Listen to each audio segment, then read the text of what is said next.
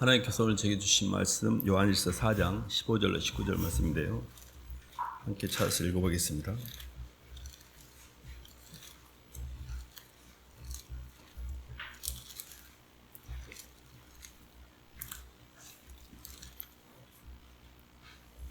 신약 391쪽입니다.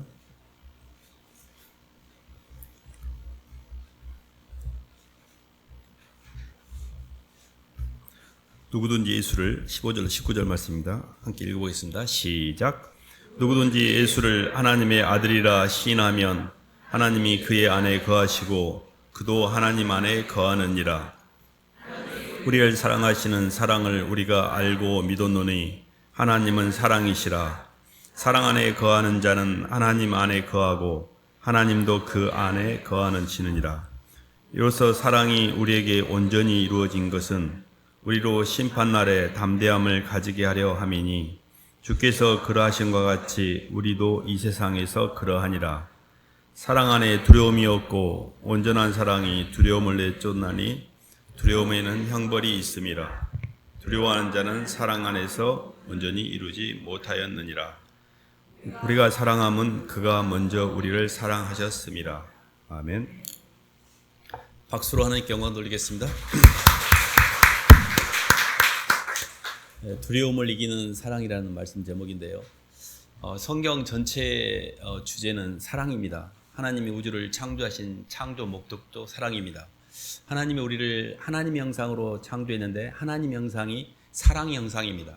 그래서 우리의 인생은 사랑으로 우리를 온전케 채울 때 하나님의 사랑을 온전히 받아서 또 세상 사람들에게 사랑을 온전히 전달해 줄 때 이게 우리가 온전케 된다는 표현을 쓰거든요. 성경 전체가 사랑이고 우주를 운행하는 모든 섭리가 사랑이라는 것에 굉장히 초점을 맞추셔야 됩니다. 우리 인생 자체가 이렇게 힘든 거는 그 사랑의 원리를 따라 인생이 흘러가고 있지 않기 때문에 그렇습니다. 그래서 사실 어떻게 하면 이 사랑을 따라 우리가 인생을 흘러가고 사랑으로 이 창조 완성될 수 있을지 이 말씀을 좀 나누기를 원하는데요. 하나님이 인간에게 사랑으로 당신과 똑같은 형상을 만드는데 두 개의 생명을 계획하셨습니다. 하나는 몸에다가 흙에다가 생기를 집어넣어서 생명이 되게 하는 거푸집입니다. 이 거푸집이라고 하는 것은 하나님의 생명을 집어넣기 위한 그릇이에요. 그릇. 사람은 영을 담는 그릇입니다. 사람은 어떤 물건이 담기는 그릇이기도 하고 어떤 사람이 거하는 집이기도 하고 또 어떤 씨앗이 뿌려지는 밭이기도 합니다. 그거는 어떤 의미냐면 사람은 영적 의존자라는 뜻이에요. 영적 공급자에 의해서 그 영적 의존자의 존재의 아이덴티티가 결정된다는 뜻입니다. 병 속에 물이 들어있으면 물병이고 술이 들어있으면 술병이고 꿀이 들어있으면 꿀병이듯이 거푸집이라고 하는 이 몸이 중요한 게 아니고 몸 안에 어떤 영이 들어왔느냐에 따라서 그 영이 나를 통해 표현되는 겁니다. 사실 우리가 이렇게 영적인 세계를 교회 다니면서 신앙생활 하면서도 저도 한동안 그렇게 헤맸던 게 뭐였냐면 영 분별이 잘 안 됐어요. 그냥 내가 살고 있는 내가 열심히 살고 열심히 신앙생활하고 이게 세상의 영인지 하나님의 영의 역사인지를 구분하지 못했습니다. 그래서 굉장히 중요한 영적 세계의 핵심이 뭐냐면 영이 어떤 영이 들어왔을 때 어떤 메커니즘에 의해서 내가 어떻게 나타나는지를 알 수 있는 영 분별이 굉장히 중요합니다. 성경에는 우리의 삶 가운데 세 가지 영이 역사한다고 이야기하고 있는데 고린도전서 한 말씀 봐볼까요?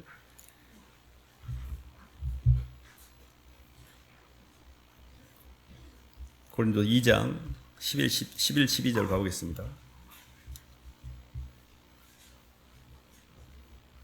신약 265쪽입니다. 사람의 일을 찾으셨으면 한 목소리 읽어보겠습니다. 시작. 사람의 일을 사람의 속에 있는 영 외에 누가 알리요?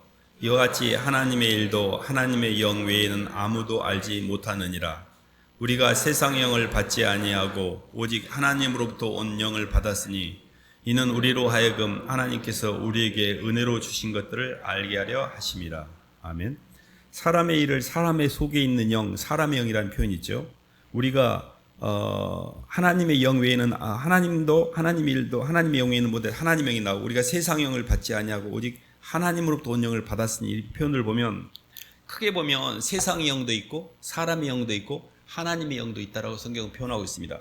그래서 요한복음 10장 10절에 보면 나보다 도적이 오는 것은 도적질하고 죽이고 멸망시키는 것이고 내가 온 것은 양들로 하여금 생명을 얻게 하고 더 풍성히 얻게 하려는 것이라 해서 도적이 오는 것, 나보다 먼저 온 자는 도적의 광도라고 해서 예수님이 내 안에 온전히 들어오기 전에 속생명이 영을 담는 그릇인 내 안에 하나님의 영, 성령인 생명이 들어오기 전에 먼저 들어온 게 도적입니다. 그게 마귀예요, 마귀.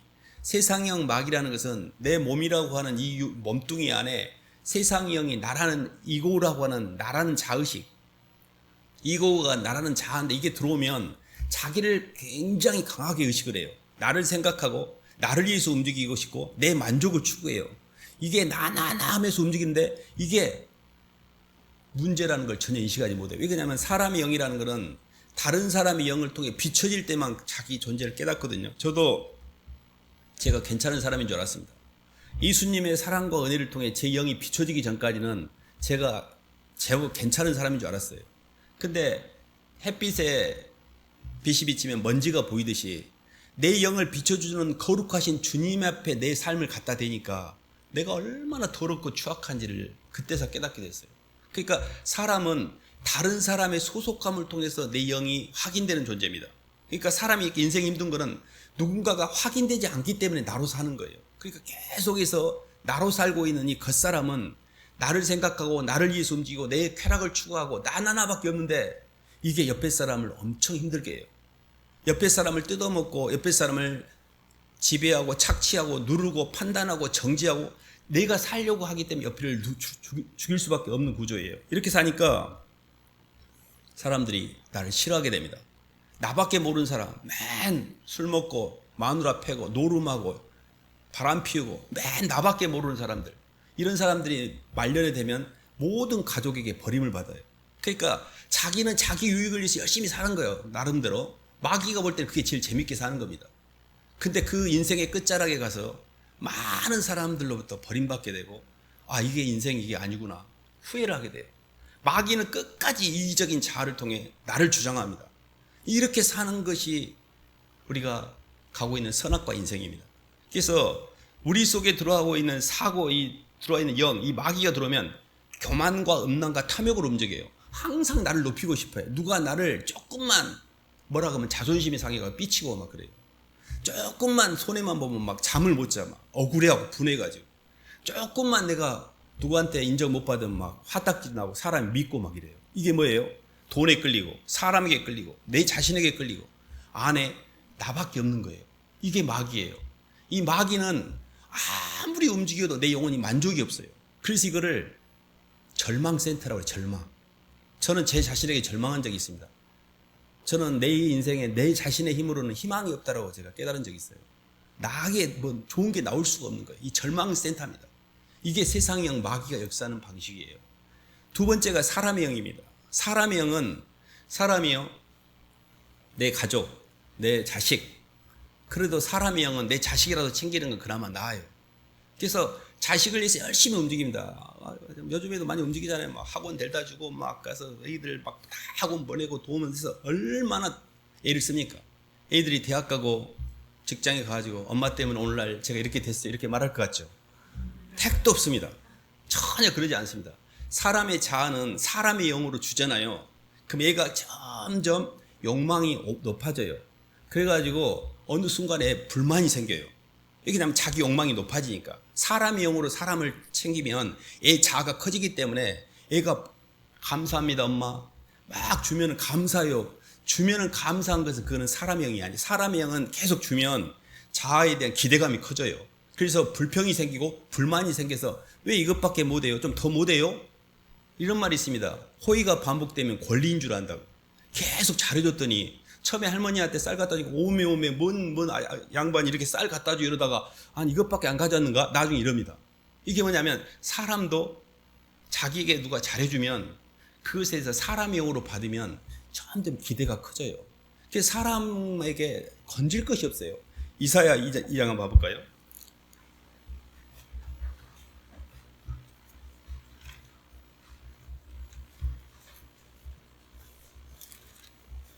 이사야 2장 22절입니다. 신약 970쪽입니다. 971쪽. 구약 971쪽입니다. 너희는 시작.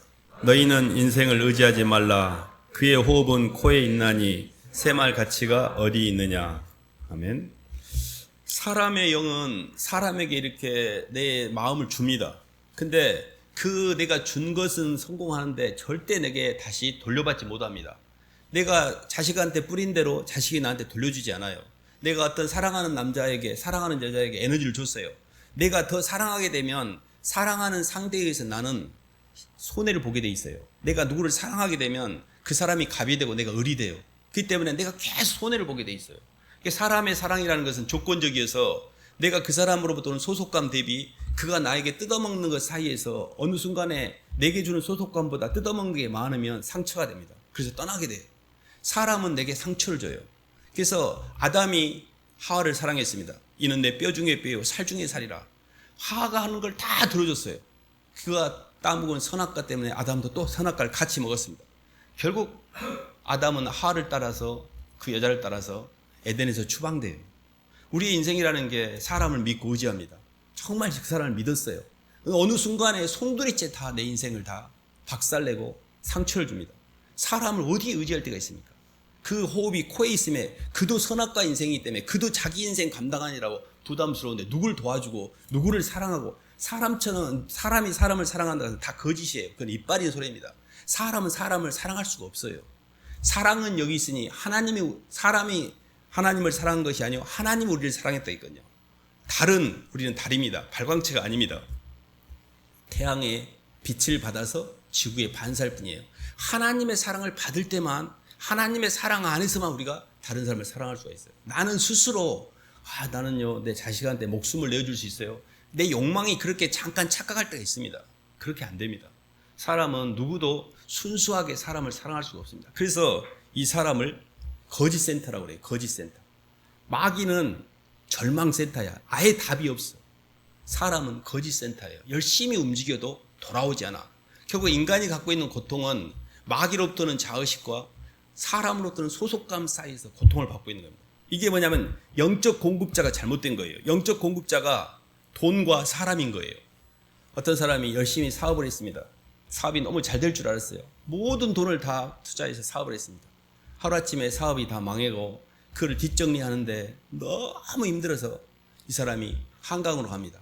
삶의 의미를 못 찾으니까. 이 사람에게 있어서 물질은 자기의 존재 의미와 가치였어요. 그게 무너지니까 이 사람은 죽음이라는 걸 택하는 거예요. 영적 공급원이 돈인데 그 공급원이 무너지니까 죽어버린 거예요. 근데 만약에 이 사람이 말바구 시장에 가서 배추장시라도 할 수 있으면 안 죽습니다. 근데 그 높은 데서 못 내려와요. 그러니까 사람은 돈이 영적 공급원일 때 굉장히 인생이 공허해져요. 그래서 저희들이 갖고 있는 물론 돈도 필요합니다. 사람도 필요해요. 근데 돈과 사람이 하나님의 사랑보다 더 우선일 때 이게 문제가 되는 거예요. 그래서 돈은 그렇다 치고 이 군대 있을 때도 그런 애가 왕왕 있는데 사랑하는 여인의 변심, 고무신 거꾸로 실으면 이게 남자들은 총 들고 막 탈령도 하고 그럽니다. 그게 뭐냐면 여자가 변심을 했을 때 나에게 영적 공급을 해주는 그 여자가 변해버림으로 내 존재 의미를 상실해버려요. 그래서 또 한강으로 갑니다. 한강으로 많이 갑니다. 이게 뭐냐면 영적 공급자가 변함으로 내 존재 의미가 굉장히 약해져 버린 거예요. 이거를 상대적 자기의식이라고 그래요. 변하는 것들을 통해서 나를 확인하려는 것. 돈과 사람. 근데 영원히 변하지 않는 하나님의 사랑을 통해서 자기의 존재 의미를 확인하는 게 그게 신의식입니다. 우리의 영적 공급자가 하나 더 있습니다. 하나님의 사랑. 하나님의 사랑이 예수 그리스도를 통해서 성령을 우리에게 전달되도록 만들어 두셨어요. 이게 우리의 존재의 의미예요. 우리가 이 땅을 살아가는 동안에 이 몸뚱이를 가지고 있는 동안에 하나님의 사랑을 내 마음속에 받아들여 하나님의 영이 내게 머무르는 이 통로를 여셔야 돼요. 이게 사랑의 통로고 이게 생명의 통로고 이것이 우리가 이 땅에 존재하는 이유예요. 로마서 5장 한번 봐볼까요?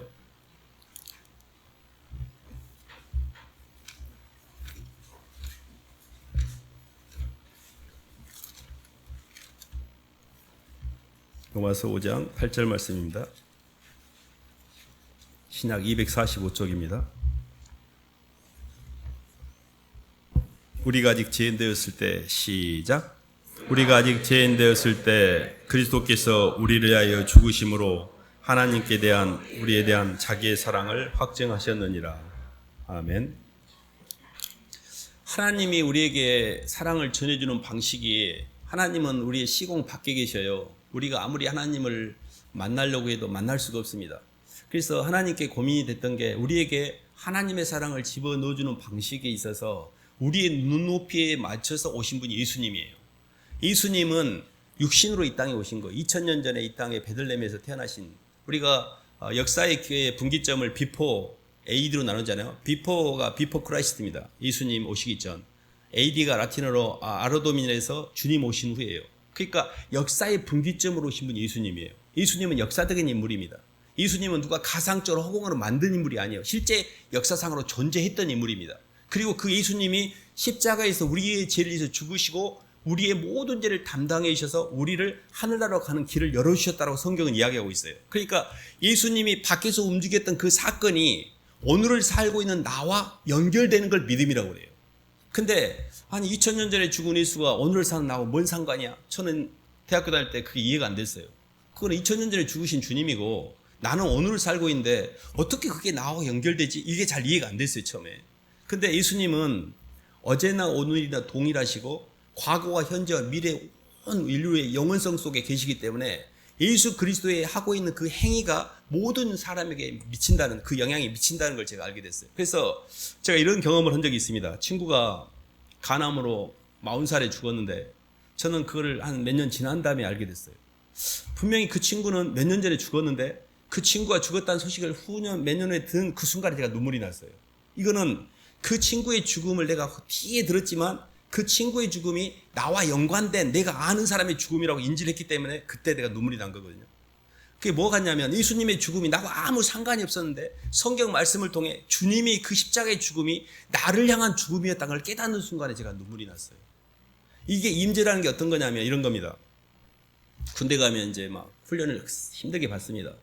그리고 이제 어머니가 준 편지 같은 거 읽으면 눈물 안 흘리는 사람이 없어요. 엄마가 막 눈물 없이는 볼 수 없는 편지입니다. 근데 엄마의 편지를 볼 때 아들이 눈물이 납니다. 근데 옆에 있는 친구가 네 편지 한번 보자 봐요. 얘는 눈물이 안 나. 똑같은 글자인데 왜 눈물이 안 날까요? 한 사람은 엄마의 영이 거기에 깃들어 있고 한 사람은 내 엄마가 아니야. 저희도 우리와 같이 똑같이 복음 전함을 받은 자이나 들은 바 말씀이 그들에게 유익되지 않는 것은 듣는 자가 믿음을 결부시키지 않더라. 똑같이 성경을 읽는데 그 성경 속에 나와 있는 예수님의 죽음이 나의 죽음과 연관이 된 사람은 아들인 거예요. 하나님의 아들인 거예요. 그게 아무 상관이 없다는 것은 그는 노무 아들이야. 아들이 아니야. 그러니까 그게 내게 안 느껴지는 거예요. 저는 예수님의 죽음이 나를 향하신 죽음이라고 받아들인 적이 있어요. 너무 힘들었어요. 너무 감당하기 힘든 사랑이었어요. 왜 나 같은 쓰레기를 위해서 주님이 그렇게까지 대가를 치르셨는지 이해가 안 됐어요. 그게 제가 주님을 만나는 순간이었어요. 우리에게 오신 예수님은 우리 모두를 개인적으로 사랑하셔서 오신 거예요. 그 예수님이 나를 위해서 십자가에서 죽으시고 부활하신 내 주님이라는 걸 믿고 그 주님을 내 인생 가운데 내 마음 가운데 받아들인 것을 우리가 예수를 믿는다 그래요. 영접하는 자, 곧 그 이름을 믿는 자들에게는 하나님의 자녀가 되는 권세를 주셨으니 내 인생 가운데 내 삶 가운데 주님을 영접하는 거예요. 누가 노크를 하고 문을 두드리면 내가 아는 사람의 문을 열어주잖아요. 아, 예수님이시군요. 제 인생에 들어오세요. 주님 저 사랑합니다. 주님 감사합니다라고 그분을 기도 가운데 내 마음에 받아들이면 그때 예수님을 받아들인 그 마음 속에 성령이 들어오는 거예요. 이 성령이 굉장히 중요합니다. 요한복음 한번 봐볼까요? 요한복음 16장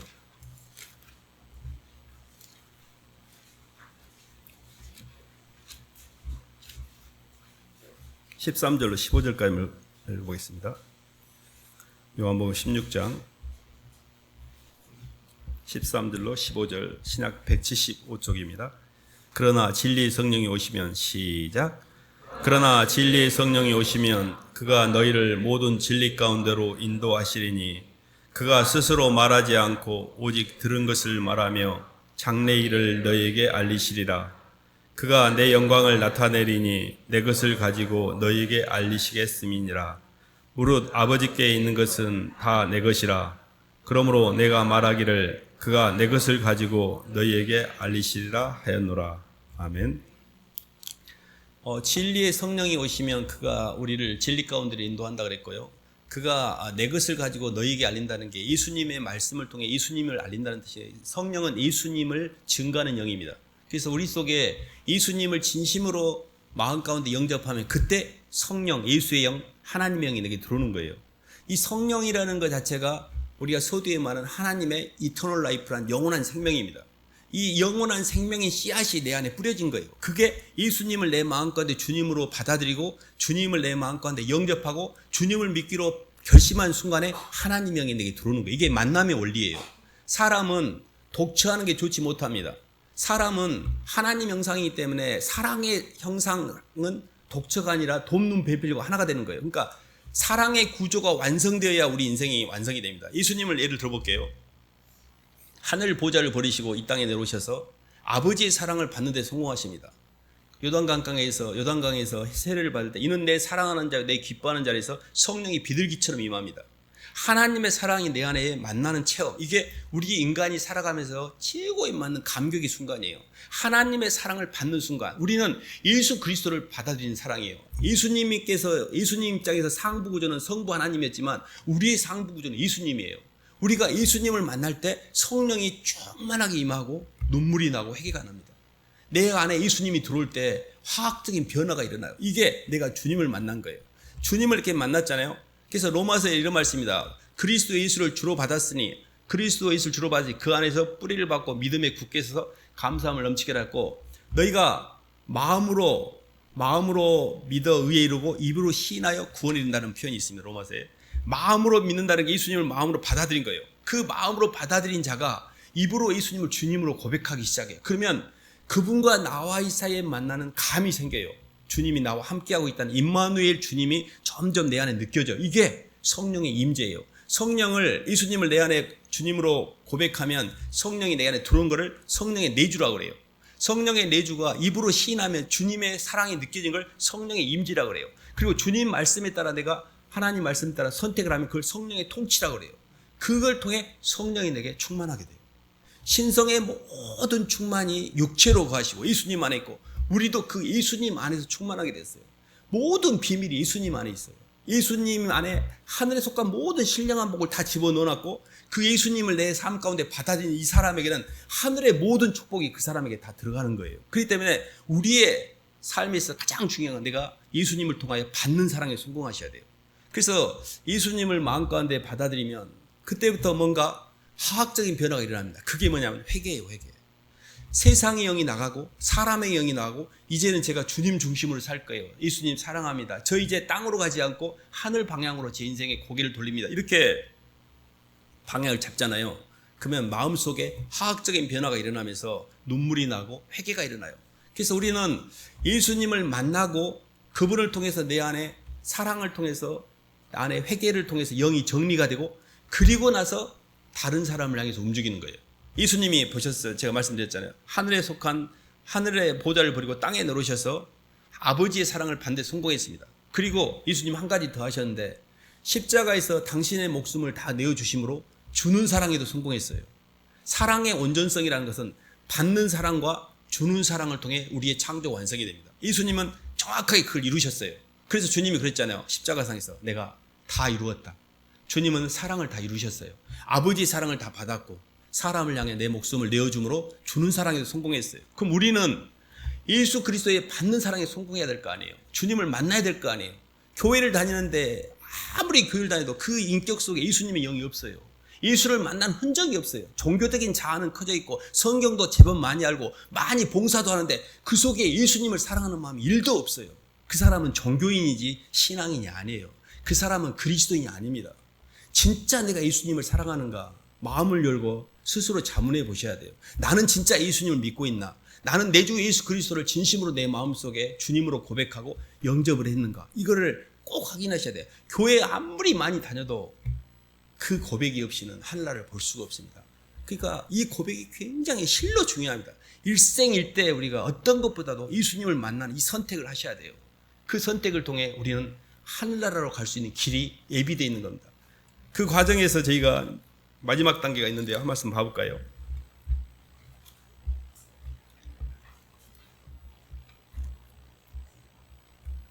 요한일서 5장 한번 봐보겠습니다. 요한일서 5장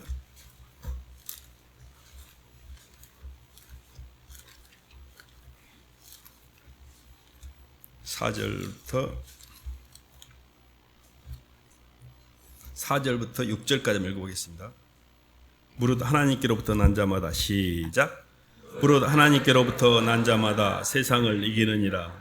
세상을 이기는 승리는 이것이니 우리의 믿음이니라. 예수께서 하나님의 아들이심을 믿는 자가 아니면 세상을 이기는 자가 누구뇨? 이는 물과 피로 임하신 이시니 곧 예수 그리스도시라. 물로만 아니요 물과 피로 임하셨고 증언하는 이는 성령이시니 성령은 진리니라. 아멘. 예수께로 난 자마다 세상을 이긴다고 그러는데, 세상을 이긴다는 게 어떤 거냐면 주님을 사랑하여 주님보다 사랑했던 걸 싹 다 정리하는 걸 말해요. 그 예수님의 사랑보다 밑에 있는 하부 구조가 자의식과 소속감이잖아요. 세상의 영과 사람의 영을 싹 다 밀어내버려요. 그래서 우리가 진짜로 예수를 믿으면 안이 정리가 됩니다. 우리가 왜 이렇게 예수를 믿는데도 영혼이 평안하지 않고 이렇게 계속 휘둘리냐면 내 속에 들어와 있는 세상의 영과 내 속에 들어와 있는 사람의 영을 밀어내지 못하고 있기 때문이에요. 그러니까 예수님의 빛이 없으니까 내 속에 어둠이 여전히 들끓고 있는 거예요. 그래서 빛을 통해서 어둠을 이기게 돼 있습니다. 그래서 예수님을 진짜 사랑하고 예수님을 제대로 믿으면 너희들 다 죽었어 하고 주님보다 사랑했던 걸 싹 다 정리하게 돼요. 그런 과정에서 완전한 자유가 와요.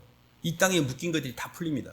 사람에 대한 두려움이 뭐냐면요, 온전한 사랑은 두려움을 내쫓는데, 이 온전한 사랑이라는 게 온전한 상대와의 연합이에요. 사람과 연합이 아니라 예수님과 연합이에요. 예수님이 온전하니까. 사람하고 아무리 붙어 먹어봤자 그때뿐이에요. 하나님의 사랑, 예수 그리스도의 사랑을 통해서 우리가 예수님과 연합할 때 이게 온전한 사랑이고, 이 돕는 비필과의 온전한 연합을 통해 두려움이 없어져요. 두려움이 뭐예요? 죽음에 대한 두려움입니다. 두려움은 시간이에요. 이거 마귀가 잡고 있는 겁니다. 두려움은 시간이에요. 근데 두려움이라는 게 예수 그리스도 안으로 들어가게 되면 이터널 라이프, 두려움을, 죽음을 이기는 사랑이에요. 죽음이 두렵지 않아요. 예수님은 우리를 위해서 십자가에서 죽으셨어요. 우리를 사랑하는 마음이 내가 죽는 것보다 훨씬 강했기 때문에 죽음을 이기는 사랑은 두려움을 이기는 사랑이에요. 예수님을 사랑하면 이 땅에 내가 죽는 게 두렵지 않아요. 저는 이 땅에서 제가 죽을 때 주님 때문에 순교당하는 게 제 꿈입니다. 그게 제가 가장 가치 있게 팔리는 방법이니까. 안 죽으려고 바둥거리는 게 아니라 주님 죽을 일이 있으면 저 좀 갖다 쓰세요. 제가 주님을 위해 죽을 수 있다면 그건 최고의 가치 있게 팔리는 거잖아요. 그래서 죽음보다 더 강한 게 사랑이에요. 주님을 사랑하여 주님 이제 제가 죽을게요. 이렇게 갈 때 마귀가 싹 떠나요. 근데 나는 바둥바둥 내가 잘 살려고, 내가 높아지려고, 옆에 사람을 보고 내가 잘 되려고 막 하니까 마귀가 더 깊이 들어오는 거예요. 그래서 영적으로 보면 세상을 이긴다고 하는 것은 나를 이기는 겁니다. 다른 거 아니에요. 다른 사람을 디피트 시키는 게 아니라 주님을 사랑하여 나를 주님보다 주님 밑으로 굴복시킬 수 있으셔야 돼요. 그래서 영적으로 이렇게 저희들이 이렇게 주님을 만나는 과정에서 예수님을 만나고 그분을 사랑하고 그분 때문에 내 안에 있는 쓰레기들을 싹 다 정리하는 단계가 있고, 그리고 마지막 단계가 영혼들을 사랑하여 내 몸을 그들을 향해서 대속하는 단계로 넘어가요. 그래서 사실은 우리의 소망이나 기쁨이나 자랑이 무엇이냐? 우리 주 예수 앞에 너희가 아니냐? 너희는 우리의 영광이고 기쁨이라 해서 마지막 단계는 사람들을 살리고 사람들을 대속하고 가정이 하나가 되고 교회가 하나가 되고 내가 있는 주변이 다 하나 되게, 이 사람 때문에. 이 사람이 점점 자기를 살기 위해서 남을 죽인 게 아니라 남을 살리기 위해서 자기가 죽고 있는 거잖아요. 이게 예수님이 가신 길은 십자가에 되니까. 한 알의 밀이 땅에 떨어져 죽지 않으면 한 알 그대로 있지만 죽으면 많은 열매. 이 사람이 계속 가는 것보다 죽는 거예요, 자기가. 예수님의 길을 가니까. 그러니까 옆에 사람이 살아나는 거예요. 그러니까 이 사람이 다 좋아해, 이 사람을. 그러니까 이 사람이 더 잘 되는 거예요. 이게 예수님이 가신 길이에요. 근데 우리는 내가 막 잘 되려고 높아지면서 옆에 사람을 판단하고 누르고 비교하고 막 아니라고 막 모함하고 미워하고 이렇게 가고 있어요. 그러니까 결국은 그 사람도 망하고 나도 망하는 거예요. 이것이 세상 마귀가 하는 길이에요. 하나님이 우리에게 원하시는 길은 사랑으로 역사하는 믿음이에요. 주님을 사랑하여 내가 죽는 길, 그래서 옆에 사람을 살리는 길, 이게 예수님이 가신 길이고 십자가의 길이고 이게 생명의 길이에요. 사랑으로 역사하는 믿음밖에 없어요. 내가 너무 주님을 사랑하여 그 사랑 때문에 빚 갚는 마음으로 이제 제가 주님 죽을게요, 이렇게 가는 길이 정확하게 예수님이 가신 길이에요. 이게 죽음을, 두려움을 이기는 사랑의 힘입니다. 주님께서는 정확하게 우리가 이 문제를 풀지 못할 걸 알고 아무도 그렇게 간 사람이 없었기 때문에 본을 보여주신 거예요. 그래서 그가 우리를 위해서 십자가에 죽으신 이유는 본을 끼쳐 그 자취를 따라오게 하셨다는 표현이 있습니다. 예수님이 본을 보이신 거예요. 우리의 샘플입니다. 그래서 우리는 정확하게 예수님이 가신 길, 십자가의 길, 생명의 길을 따라가면 돼요. 그런데 그거는 굉장히 쉽고 가벼워요. 왜냐하면 예수님이 내 안에 성령으로 들어오셔서 사랑의 마음을 주기 때문에 율법으로 억지로 하지 않아도 돼요. 너무 감사해서 우리가 그러잖아요. 받은 은혜가 너무 많으면 제가요 염치가 있지, 사람은 좀 염치가 있어야 되는 거 아닙니까? 제가 뭐라도 해야 되지 않을까? 이 마음을 주세요. 저는 평생 빚진 마음을 갖고 삽니다. 예수님의 사랑에 빚진 마음. 너무 많은 빚을 졌기 때문에 뭐라도 하지 않고서는 견딜 수 없는, 그분이 나를 향해서 대가를 치른 그 빚진 마음이 평생 제 인생을 지배했습니다. 그 빚진 마음 때문에 주님 제가 뭐라도 할게요, 이렇게 가기 때문에 하나도 억울하지 않아요. 그래서 저희가 이렇게 살아가면서 사랑이 저희 인생의 주제인데 나는 왜 이렇게 인생이 사랑이 없을까? 그거는 먼저 받으셔야 됩니다. 받는데 성공하셔야 돼요. 받는데 성공하는 최고의 비결은 내려가는 거예요. 하늘 보좌를 버리고 하나님과 동등됨을 취할 걸려 여기지 아니하고 스스로 땅으로 내려오셔서 받는 사랑에 성공하신 것처럼 우리가 흙의 이치로, 죄인의 이치로, 피조물 이치로 내려오셔야 돼. 지금 왜 이렇게 내가 주님 사랑이 안 느껴지냐면 하나님과 동등됨을 취하니까 그래요. 내가 하늘나라의 위치에서 선악과를 따먹고 아직도 내가 하나님 노릇하고 있기 때문에 그렇습니다. 그래서 능력보다는 회개가 중요합니다. 회개는 내려가는 거예요. 능력은 올라가는 거예요. 올라가려고 하지 말고 내려가셔야 돼. 능력으로 하나님 우리에게 제사를 원하는 게 아니라 우리에게 순종을 원하세요. 하나님 우리에게 수양의 기름을 원하는 게 아니라 청종하는 것을 원하세요. 내려가기를 원하세요. 진짜로 내가 주님 앞에 피조물로서 내려가기를 원하는데 나는 자꾸 내 힘을 통해서 내가 돈 벌어갖고 하나님께 헌금하고 내가 하나님께 교회를 봉사하고 내가 이렇게 잘하니 하나님 상 주세요, 이렇게 가고 있어요. 그것은 주님의 방법이 아닙니다. 주님은 끊임없이 상한 감정을 멸시치 아니하시고, 주님은 우리가 통회하는 심령을 하나님께서 멸시치 아니하시고 애통해하고 상한 감정으로 내려갈 때, 회개할 때 굉장히 기뻐하세요. 그래서 저희가 오늘 온전한 사랑이 두려움을 내어 쫓는다 하는데 그 온전한 사랑의 핵심은 예수님과의 연합입니다. 일생 동안에 꿈이 있다면 예수님을 사랑하는 거예요. 그리고 또 조금 더 할 수 있다면 그 힘으로 영혼들을 사랑하는 겁니다. 이게 우리 인생의 주제가 돼야 돼요. 예수님을 사랑하고 영혼들을 사랑하는 것. 이게 주님의 온전성이고 우리가 이 땅을 살아가는 존재의 이유입니다. 그 길을 잘 걸어가시기를 주님의 이름으로 축원합니다. 하나님 아버지 감사를 드립니다. 아직도 땅에서 주님의 온전한 사랑, 성령의 충만을 받지 못해서 하나님 아직도 사람을 미워하고 두려워하고 허덕거리고 이렇게 살고 있습니다.